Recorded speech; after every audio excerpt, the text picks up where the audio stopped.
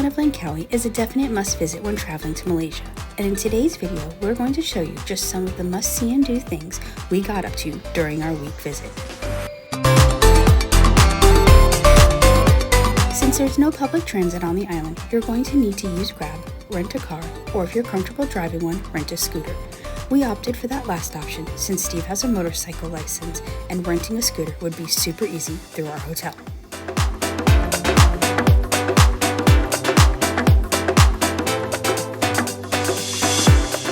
Also, I'd like to mention that the roads and traffic on the island really weren't so bad, so it was much easier to feel comfortable driving a scooter around than it would have in some other places that we visited.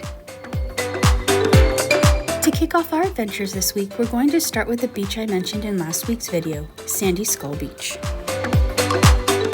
To get there, all we had to do was plug the name of the beach into our GPS and head off to explore what we researched to be one of the most stunning beaches on the island.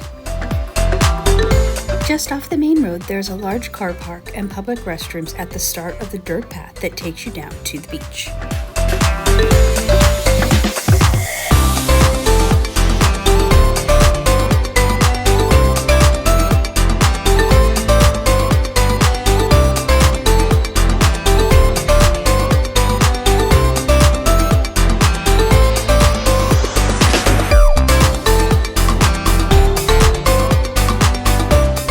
Once you come out of the trees, you'll find yourself some barbecue and picnic areas, but it is important to note that there are no restaurants, shops, or bars here, so whatever you'd like to have for your beach day, make sure to bring along with you.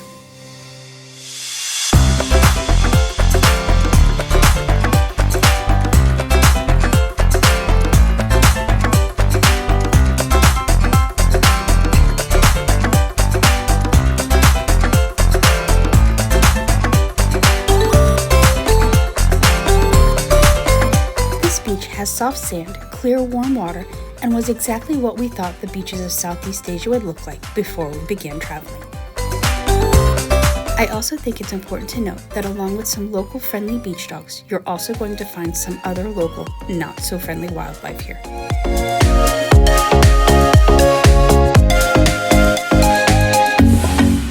Beach, at the opposite end from the barbecue area, there are trees that provide a great shady spot to relax. But those trees come with monkeys, so it's really important that you are aware of your surroundings and your belongings at all times. The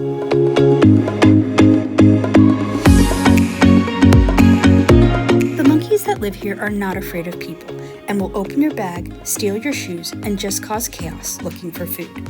Of course, you should never feed them, and be very careful not to get too close, as they were hissing and charging at the people who did.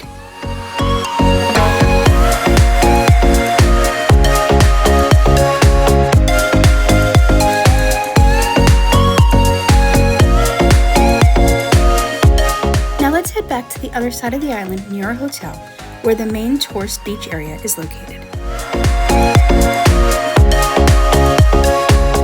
This main street area has lots of restaurants, shops, and bars, as well as not being far from a lot of the local hotels.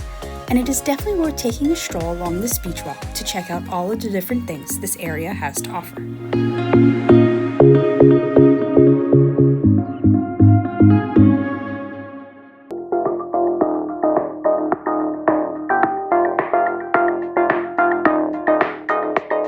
Along this main road, you'll also find a mall, which is a great place to grab some shade and AC to beat the Malaysia heat.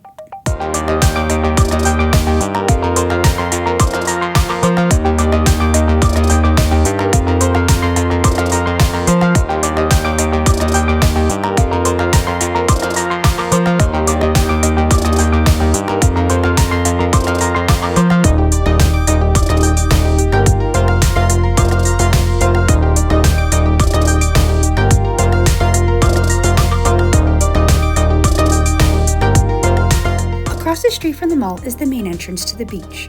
Here you're going to find a large, clean beach that has lots of water activities to keep you busy if you aren't looking to lay in the sun and nap.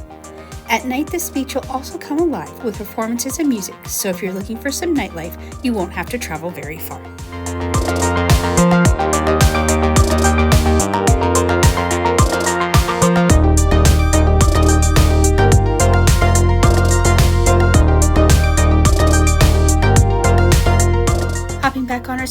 Let's head over to one of the main tourist attractions on the island, the Sky Bridge.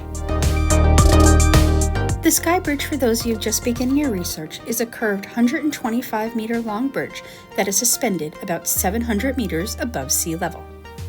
And to reach the bridge, first you walk through this oriental village located at the base of the mountain. Think of this as a small town that is filled with shops, restaurants, and so many great Instagrammable photo spots that you'll definitely want to spend some time exploring it.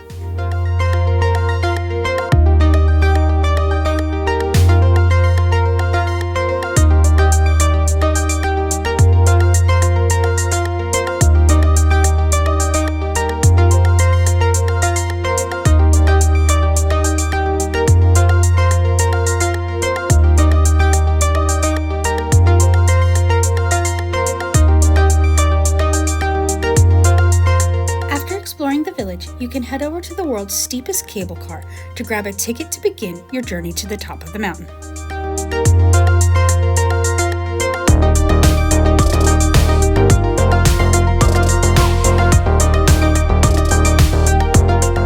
Now there are several different types of cars you can ride up in, and of course they all differ in price depending on the one you select. We selected the normal car, but there is also a glass bottom, VIP, and a 360 gondola, each being more expensive than the last. However, no matter which one you select, your fare is also going to include getting to walk on the Sky Bridge at the top.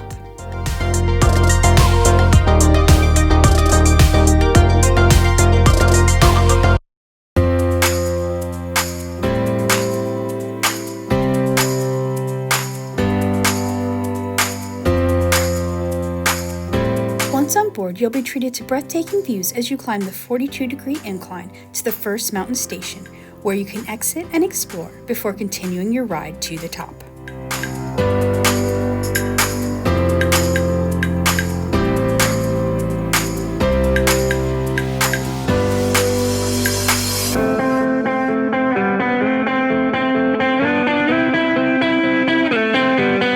On this first level, there's the Eagle's Nest Skywalk, which requires a separate ticket to access, but there is also a free wooden observation deck overlooking the Oriental Village below and the cable cars coming up the mountain.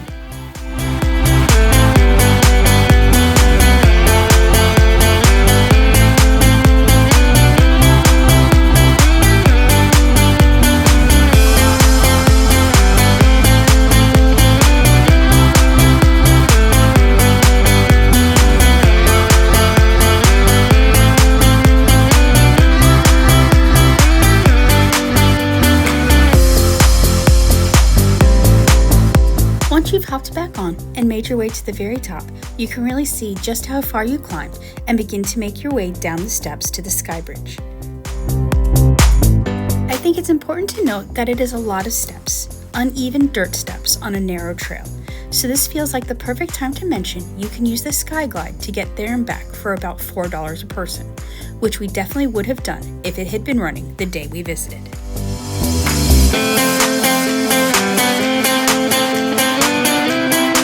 Lastly, I feel like I should mention this is Malaysia, so it will be hot, and you're not able to bring any drinks into the park and onto the cable cars, but you can buy cold bottled water for about $1.10 a bottle on each level.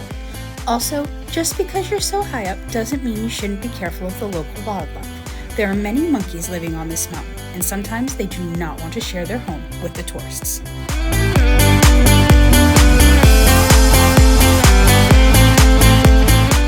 Heading back down the mountain, again you'll be treated to some gorgeous views that extend out to the sea and beyond. Overall, at about $20 a person, we felt this was really worth the visit, as you got such panoramic views of the landscape around you. Moving on to probably one of the second most popular items to do here is an island hopping tour. Now there are lots of them to choose from, especially if you book online like we did using Klook.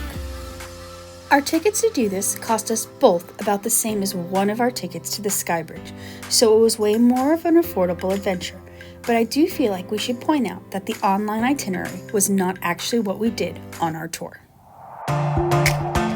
The pickup location was within walking distance of our hotel, which was definitely a perk, and since it was at a McDonald's, we were able to get some lunch before we started our adventure. Once we received the text telling us our van was there, we made our way outside and saw the Klook van out front. We checked in with the driver and hopped in for the 30-ish minute ride to the port.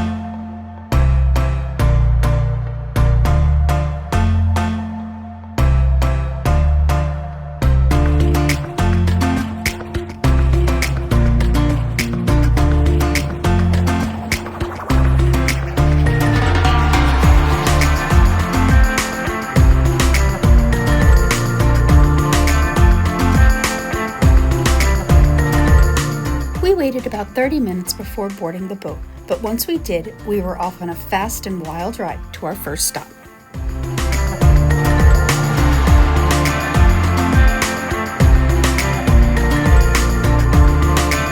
The Marble Geopark has a freshwater lake that was created when part of the limestone mountain collapsed, that has now been turned into an area for people to swim and kayak while being surrounded by the salt water on the outer edge of the island. Our entrance fee to access the geopark was not included in our tour cost, but at about $4.50 a person, it wasn't much of an added expense. You could also pay an additional 25 ringgit per 30 minutes if you wanted to kayak the lake.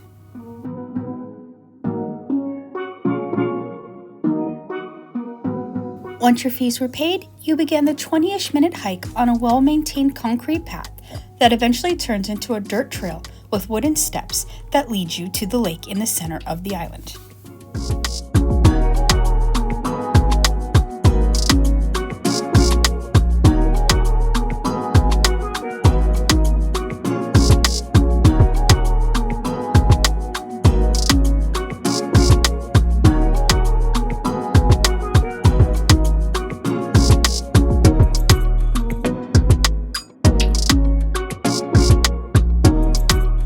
There are lockers available to store your stuff, or you can just leave it on the dock before you grab a mandatory life vest and hop into the chilly but refreshing water. Now you do have to stay in the enclosed area, but it wasn't too busy when we were there, so it still felt like we all had plenty of space.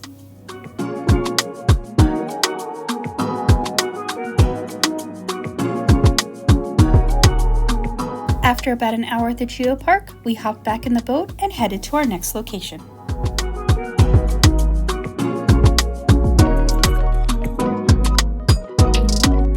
We stayed on board this time as we were taken to the edge of some wetlands that is home to the sea eagles Langkawi is named after. Our guide tossed some chicken scraps into the water, and then as we floated away, we got to see dozens of eagles swooping in to feed.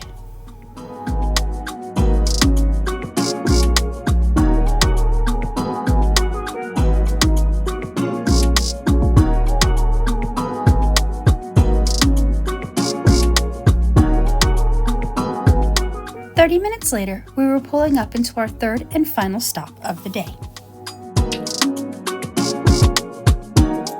Wet Rice Island is a beautiful beach area that can only be reached by boat, and here you can swim, snorkel, do some other water activities, or just relax in the sand.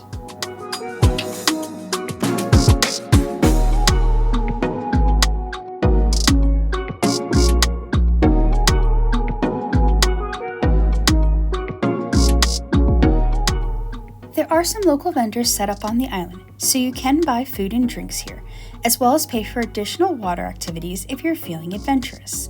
We stayed here for about 90 minutes before we hopped back on board and went back to the port. We then got back in the vans and transported back to that same pickup point in town.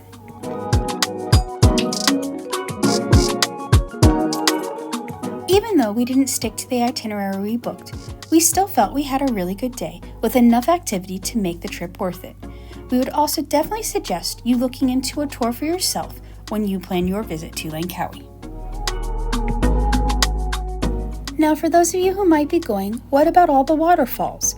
We hear you, but we were on the island at the beginning of April, and that is during dry season. So the waterfalls were more like small streams, and we opted to skip them this time around.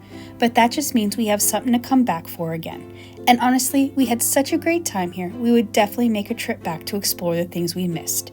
But for now, we're done with our Malaysia adventures, and all that is left is for us to give you the cost breakdown for our week here before we head off to somewhere super special. So please be sure to come back next week when we give you our full budget breakdown and tell you where we will be headed next. Thanks again for joining us each week as we share our adventures with you that will hopefully help you plan your very own happy travels.